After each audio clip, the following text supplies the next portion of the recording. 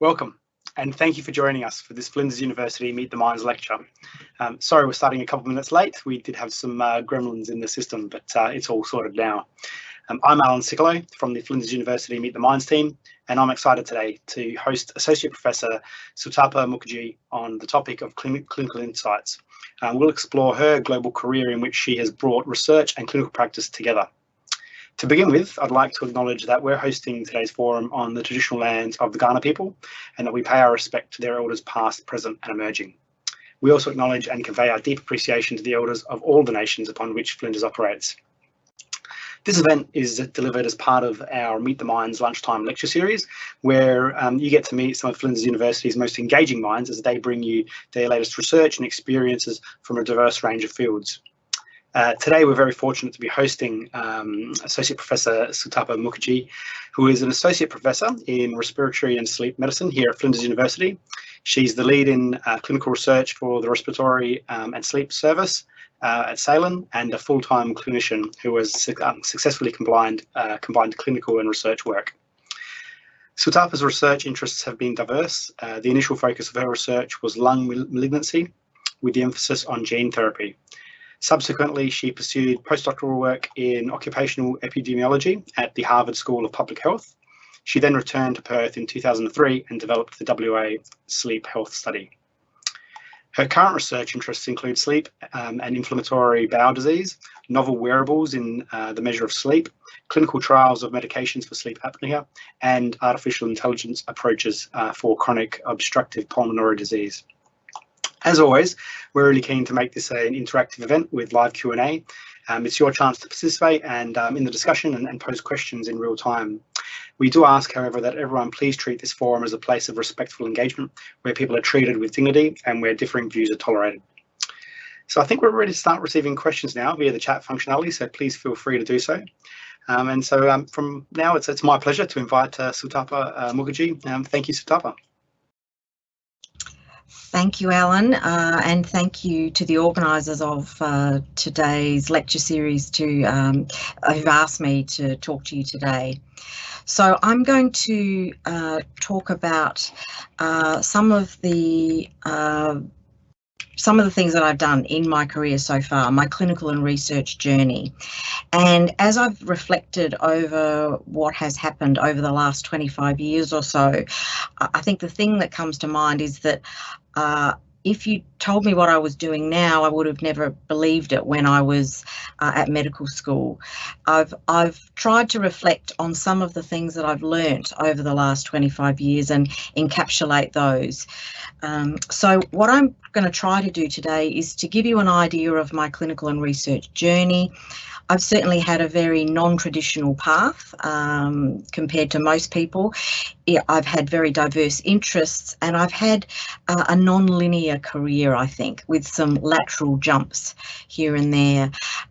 There are many lessons that I've learned, so I'm going to go through some of those, and there are a number of people over the years that have helped, and their words of wisdom have actually helped me to get me where I am today. And then the final theme is really that collaboration between scientists and clinicians and researchers is quite essential. And I think sometimes we forget that. But in my experience, the collaboration between clinician scientists and research is absolutely essential for good research. So what about my research report card? So I thought I needed to let you know that I have written successful grants for the National Institute of Health, the National Cancer Institute, the Canadian Institute for Health Research and the NHMRC and other smaller organisations. I've published about 65 papers, 5 book chapters and editorials in lots of different areas. I still review grants for the NHMRC and other granting agencies. I review peer review articles for many journals in lots of different areas. I've been an editor of a journal. I've supervised 7 PhD students so far, and I still supervise clinical fellows as part of their clinical training in respiratory and also sleep medicine. I am on the board of the Australasian Sleep Association and recently became the president of that organisation. And I continue to facilitate and lead research as much as I can in collaboration with many non-clinician scientists. Over the last 25 years, I have done full-time clinical work apart from 6 years. So 3 years when I did my PhD and about 3 years when I did my postdoctoral fellowship. So that just gives you an idea of my research background. So what about some of these lessons that I've talked about? So I think, that probably the most important lesson is you have to find your passion. So the thing that you were really born to do. And for me, it was pretty easy. I always wanted to help people. So after school, I went to Adelaide University and completed my medical degree in 1989, and then went into respiratory training at the Royal Adelaide. And for my final year of clinical training, I went to Perth, and that was in 1996. And that was where I became exposed to a couple of very excellent clinical researchers, Professor Bill Musk and Professor Bruce Robinson. And they were both respiratory physicians, but they maintained a very, very influential and academic career as well, both of them, but they were really excellent clinicians as well. And that was where I became interested in lung cancer and mesothelioma. I saw a lot of patients with lung cancer and mesothelioma, and I decided that I wanted to help people with lung malignancy. So my PhD was in gene therapy of lung malignancy, and I think in the back of my mind I thought it really can't be that hard. I was looking after patients who had pretty dismal prognosis, and I wanted to do something to try to help them. So I ended up choosing a very ambitious, challenging PhD, which involved animal work, which obviously I had never done before. I had to learn how to look after mice and how to handle mice. But I also had a component which was human immunology techniques, very, very advanced techniques. And I had to learn how to do all of those. So in effect, I had to really learn all these scientific techniques. At the same time, I became interested in epidemiology, and so whilst I was doing my PhD, I was also doing some epidemiological work, studying asbestos-exposed individuals who worked at the Whitney mine. So you can see clearly that my clinical interest drove my choice of research topics, and that was really important because when things were difficult, for example, when a virus swept through the mouse lab and we had to basically shut down for 3 months, I had another focus. I could still keep going with my human research. The other thing is that your passions and interests can change, and mine have changed quite a bit, which is also a bit non-traditional. It's pretty hard to put my career in a box because I've moved around a bit. My interests have changed. The second lesson that I want to talk about is you really do have to ask for help from non-clinician researchers when you are a clinician who's doing research. I needed help, and one of the people that really encouraged me to work closely with non-clinician researchers was Peter Doherty, who I had the opportunity to meet in 1997 when I was doing my PhD, and he came to the University of Western Australia. He had just won the Nobel Prize for Medicine, and he met one-on-one with many of the PhD students that I was working with at the time, and he really encouraged me. He himself was a vet who had ended up doing immunology and of course ended up winning the Nobel Prize. And he said, in order for you to be successful, you need to work closely with non-clinician researchers. They have more time for research than you have, but you actually have a major role to play. And I would say all along, everything that I've achieved, my non-clinician researchers have worked side by side with me, and are a really important part of my research success, but I've also helped them with their projects. It's very much a synergistic relationship where we can each play to each other's strengths with a shared leadership model, which is also a bit non-traditional. The third lesson I would say is don't be afraid to try something new. After my PhD, where I'd learnt all these new, very difficult techniques, I went on to Harvard School of Public Health in 2000, and that was for my postdoctoral work in occupational epidemiology. At that time, I studied boilermakers working on coal-fired boilers and also diesel bus mechanics, and I was measuring their lung function as well as measuring biomarkers of oxidative injury. And this meant that we had to drive to very remote parts of Massachusetts, take blood and urine samples. I had to learn how to do high-performance liquid chromatography to measure many of these biomarkers, and we were studying workers before and after their shifts. So I had to learn a whole bunch of new techniques, but really because I managed to do my PhD, I had enough courage that I could learn these techniques and do them well. The fourth lesson would be don't be too hung up on your title. When I was at Harvard University, I was appointed as a visiting scientist, and after a few years of doing well and writing grants and getting them and publishing, I thought I should be faculty at Harvard School of Public Health. And at the time I met with a number of professors, and Graham Colditz was another Australian epidemiologist who was running the Nurses' Health Study at the time. So the Nurses' Health Study is a study that's really told us most of what we know about women's health and how women age. And his advice at the time was just keep doing good work in an area that you're passionate about, and it will happen for you. And in fact, about 6 months later, I did become an instructor at Harvard School of Public Health.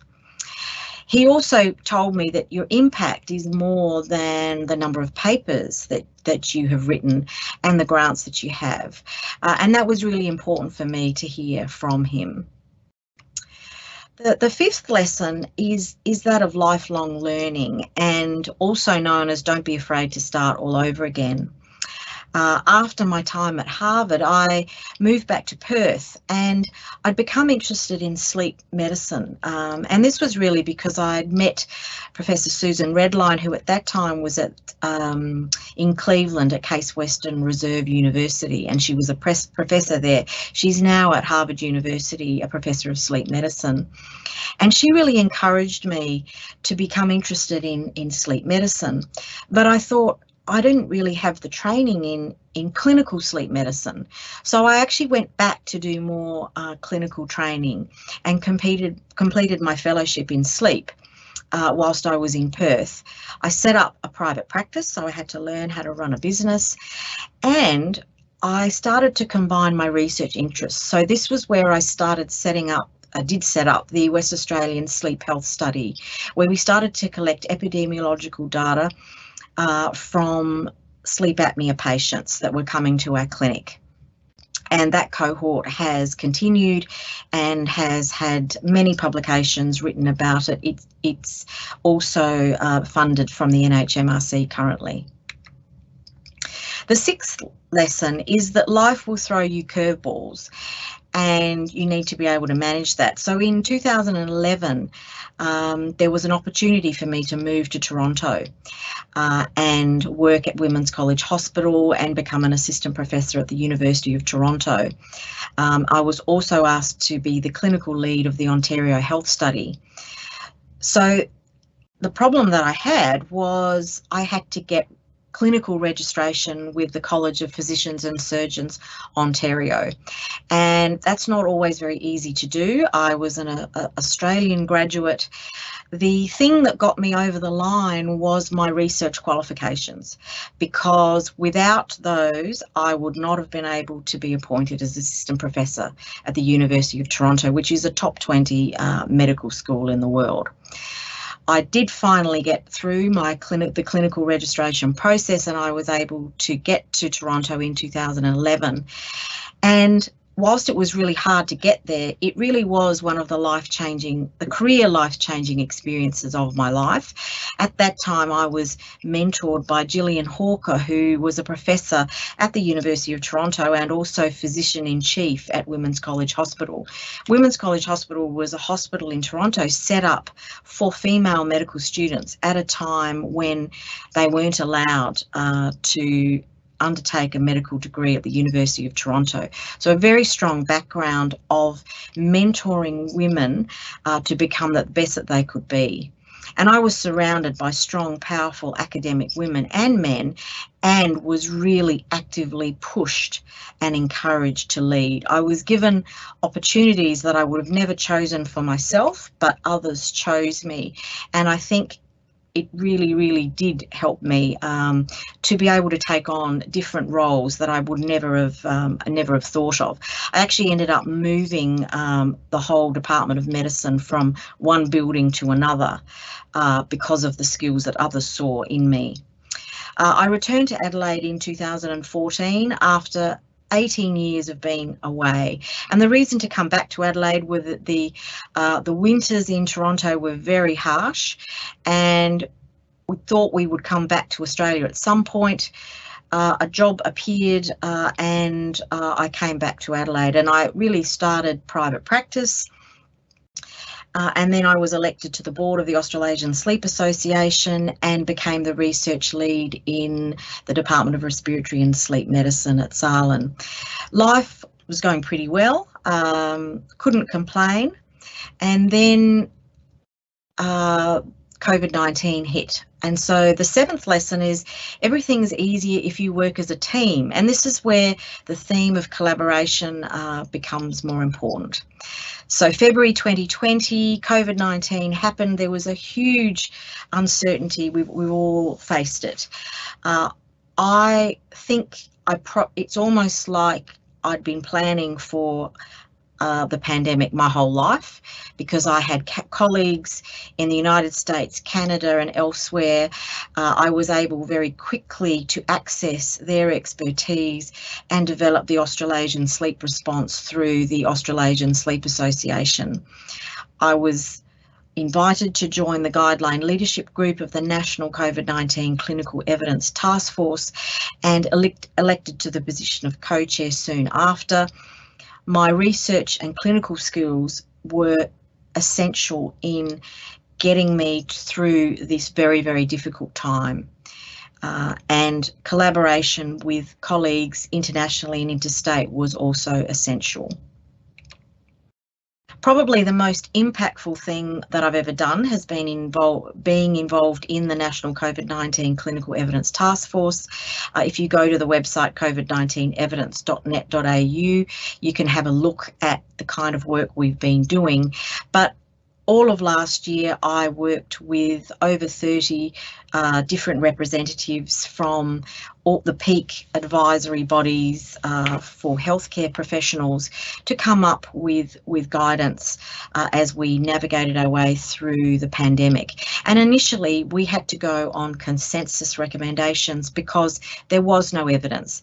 But thankfully, a lot of evidence has come from around the world, and we now have many good treatments for COVID-19. The eighth lesson is be yourself. It's too hard to be anything other than yourself. In my career, I've seen the best and the worst of the clinical world, of academia and research. What I would say is some people won't like you, whatever you do. They won't understand you. So it's really important to find the people that do. And one thing I would say, all those people that I mentioned who have helped me had a real generosity of spirit in that they were able to spend time with me. Even 10, 15 minutes here and there is enough from some of these really special people to make you see things in a different way. So seek out those people that will give you that time and can help you.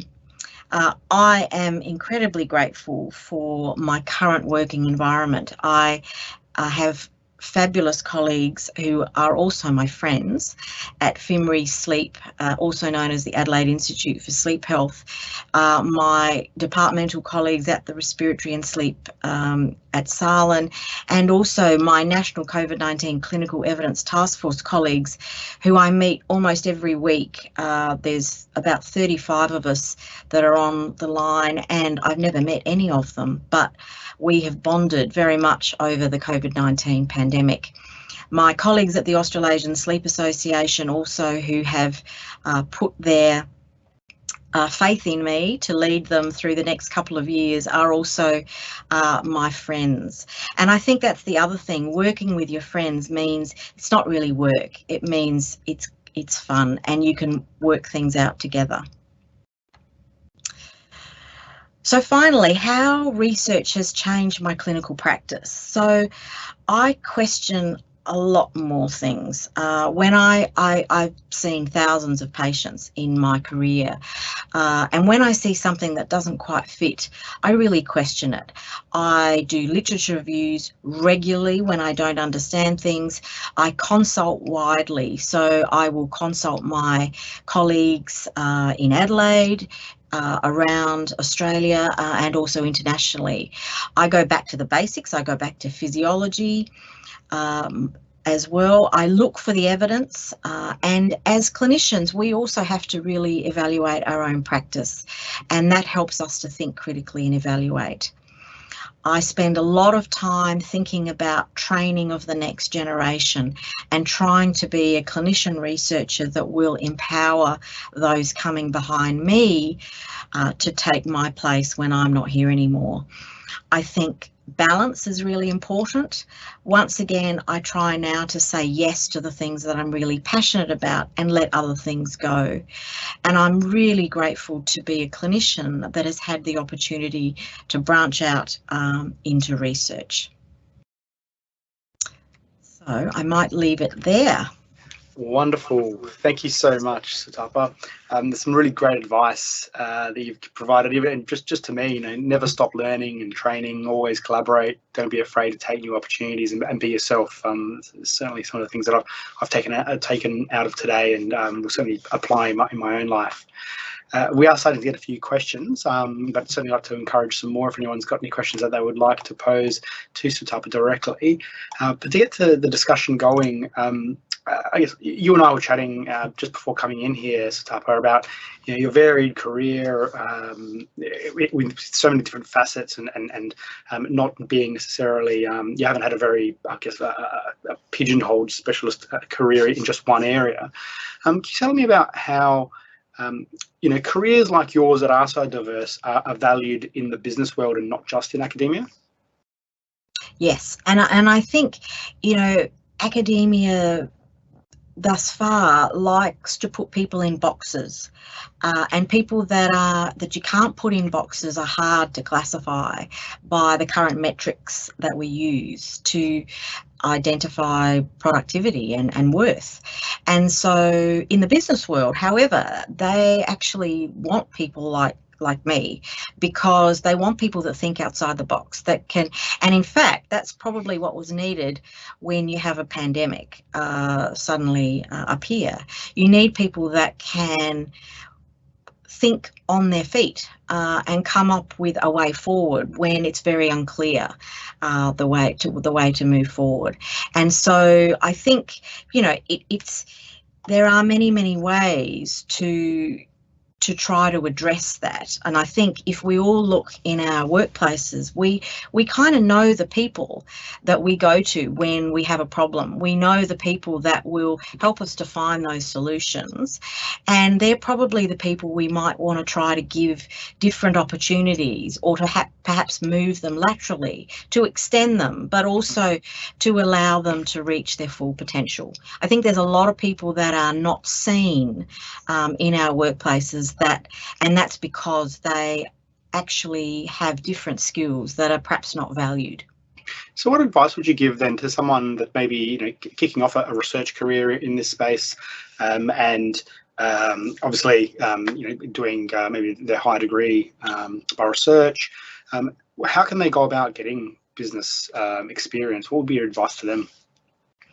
I think the first thing is finish your higher degree.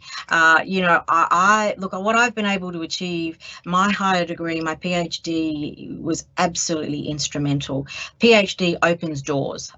Without a PhD, you can get some skills. You know, there are now so many online courses. I mean, you can learn everything on YouTube these days. But that PhD is a qualification that no one can take away from you, and it does open doors. And so I think getting your higher degree is really important. I think the next step is to try to get experience. One thing I did, even in my clinical training, even during my PhD, I was doing other things as well. I was doing epidemiology as well as my PhD. So I was building those skills that I would need if I did decide to go into business or into not-for-profits. I was really hungry for whatever skills I could get. And I think that's go and find voluntary work, go and do different things. It's all those skills that build your skill set, which then makes you attractive in areas other than academia. And we know that many of our PhD students, when they finish, do not necessarily end up doing research. They go out into the world and they do different things. So don't be afraid to go and do some of those different things. That's great. We've got a question from Jess. She says she loved your talk. So much benefit of clinicians doing research. She's wondering, what are your thoughts on an MD, PhD combined program? Yeah, so a lot of universities have that. A lot of universities in the United States have that, and I think it's a great idea. You know, I did a 6-year medical degree, so I had time to just focus on the clinical aspects, and then I did my research qualification after that. I think the MD, PhD programs that I've seen are pretty ambitious. You know, they cram everything in. I don't think it's a bad thing. I think it's hard, but you know, I think it's usually shorter time. It would certainly have been a shorter time than what I did, which was 6 years of clinical training and then another 4 years of PhD. So I think, you know, I think it can, if that's what you want when you start your medical degree, you know you want to do research. I think, you know, talk to your university, see if it's possible to do an MD, PhD program. I think universities really want to identify medical students early on who've got an interest in research, and there are some fabulous researchers here at Flinders, and most universities will really encourage you in your research. Great. And we're running on time, but I do have another question. I guess with such a varied career, I'm wondering what the next 5 to 10 years looks like for you in terms of research and clinical practice. Well, I don't know. Like, this is the thing. I'm not really sure. I know that I am hoping that over the next 10 years of my working life that I will continue to try to train the people coming after me. So particularly my registrars and medical students that are coming through, to get them interested in research. And I've still got another 2 years being president of the Australasian Sleep Association. I'm not really sure. I mean, I'm very interested in wombats. So my husband and I rescued 2 baby wombats a few years ago, and there's a part of me that really just wants to go and spend more time in the wombat sanctuary in the Adelaide Hills. So you may find me up there in about 10 years. Sounds lovely. Sutapa, we've run out of time, but it's been a really wonderful and insightful presentation and discussion. We really appreciate you sharing your time today and your knowledge with us. I'd also like to thank the audience for their questions and inputs today and their interest. And remind everybody that you can rewatch this presentation and other Meet the Minds presentations on the Meet the Minds website and our YouTube channel. Our next Meet the Minds lecture topic is Not All Pregnancies Go to Plan, Improving Health Outcomes for Mothers and Babies. This lecture will be held by Professor Claire Roberts on Thursday, the 9th of December at 12:30 p.m. So please register if you'd like to join us for that topic. Thank you once again to Sutapa and our guests. Have a great day.